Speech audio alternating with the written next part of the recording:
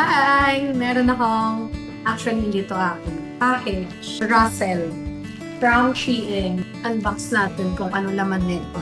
Feeling ko ang pangit ng boses ko. May sakit. Unbox natin. Tapos papunit ko, no? Ano to? Ilan to? Lahat na ba to, da? Ang ganda! May nakita agad ako. Ang ganda! Tada! Ang ganda! Kasya kaya sa akin to. In-order niya to nung wala ako dito. Kasi diba 1 week akong wala. Nasa probinsya ako. In-order niya. Miss niya ata ako. At hindi talaga din ako pala order para sa sarili ko. Lahat ng gamit na meron ako. Ano yan lagi? Laging siya bumili. Hindi ako. Daganto lang to. Tingnan mo. Kaya lang yan. Opo, design lang to. So, try natin siya. Ang ganda. Ang gaan. Dahil, isabi mo, sapatos mo. Pinonder mo yan kanina? Na. Si daddy po. Saktong-sakto. Ang ganda. Parang makapal yung heels niya, da.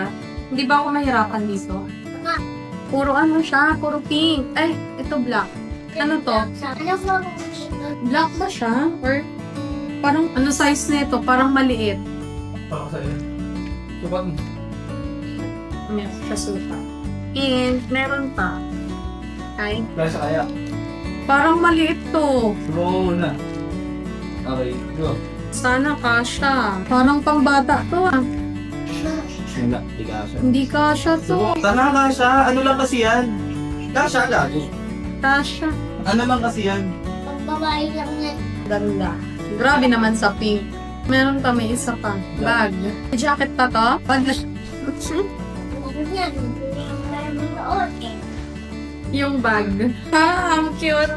Ang ganda. Okay. Abby, akin talaga to hindi mananakaw. Na, baka magpainit ako ng Para sa helmet ko.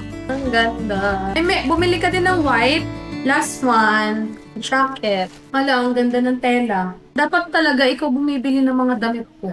Marunong ka pumili kaysa sa akin. Ang ganda. Dapat F na lang. Kailangan natin mag-rides. Maya na. DRT tayo sa weekend.